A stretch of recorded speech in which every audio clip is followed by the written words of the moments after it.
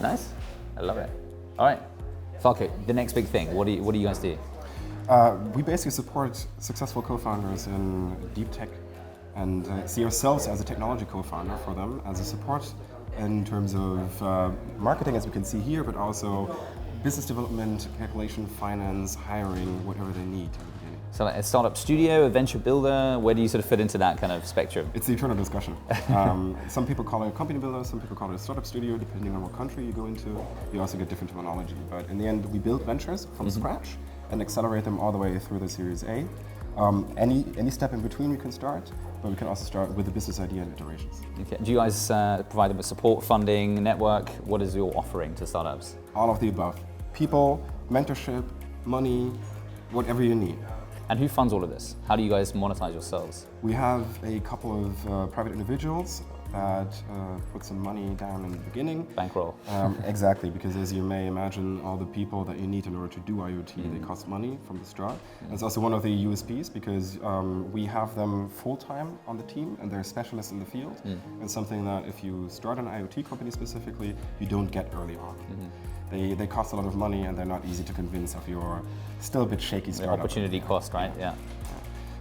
And so we started with high worth individuals, and then last year we closed a Series A ourselves with HDI, the German insurance company, built by the industry in the back. Why are they involved in IoT?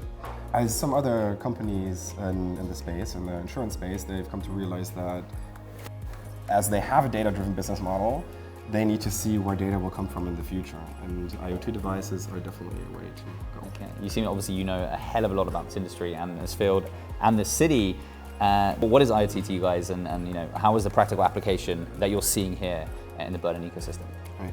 So IoT starts with the things, with the physical world that you can connect to the internet. Thus you can get readings, information from the physical world, whether it be in the simplest form, a chair or a table, a window, a temperature. So connected chairs, tables, lights. Right. Air conditioning, for example, building maintenance. And this way you would exactly get into building maintenance and usage of rooms, which is a more commercial space.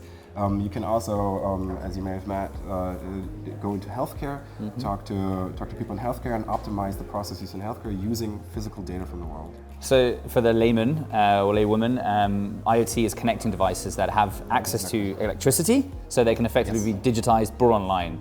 What areas are coming that we should look forward to as a consumer being digitized? That's a very good question.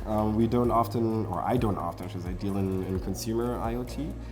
If you look into consumer IoT, you find a lot of the Alexas and the Googles of the world being very present. A lot of companies that would like to get into the house and the home. But from a B2B standpoint, you can bring a lot of IoT ideas that will in the end affect consumers. Meter would be one where metering will become digitized. Which in Germany is a big topic because currently every year someone has to come to your house physically to get heat reading or electricity readings. And all that could be automated and you just get the bill at the end of the year and that's it. All in real time? Yes. What's something you wish you know now, what you knew then?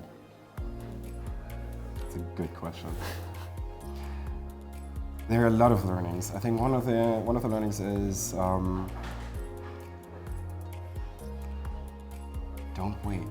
I mean, there are so many ideas that you could do. There's always a window of opportunity. Just don't wait. Go try it out, and in the end, pivot if you have to.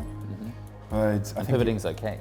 Pivoting is good. Yeah. It shows that you're aware of the market and that you know when to switch it up. Yeah.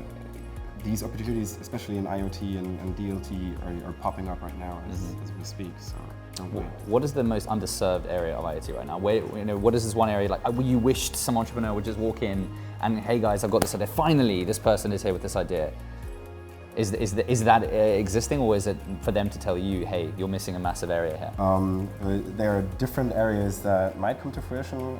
One is building infrastructure management that might now be ready. We've seen it, smart locks. Now we even use that in our office. Obviously smart. I mean, we've seen it with Alexa and Google Home. You can turn your lights off, order you an Uber if you live in a big city, and all these kind of things. Order that Fedora, or my usual order from Mei Cheng Chinese, and I want that in 25 minutes, right? Yeah.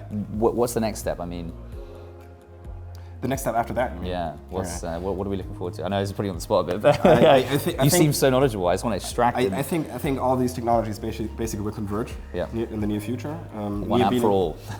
near meaning still 10 to 20 years out, of course. But in the near future, you will not worry about what technology is in the background. You will just worry about the applications in the end, whether it is B2B applications or B2C applications. Yeah. And all of this will lead to a lot more convenience because, I mean, today still everyone wants to understand how things work. Yeah. But in the end, I've said this before, for me personally, when I go off stage, my phone will just know that I'm going off stage and will probably need a cab in half an hour and it will just be there. And money will go out of my bank account. Predictive technology, exactly. I didn't know I was hungry, but all of a sudden there's oatmeal here for breakfast. Perfect, exactly. Awesome. Falco, I look forward to that day. Thank you so much. Thanks for coming by.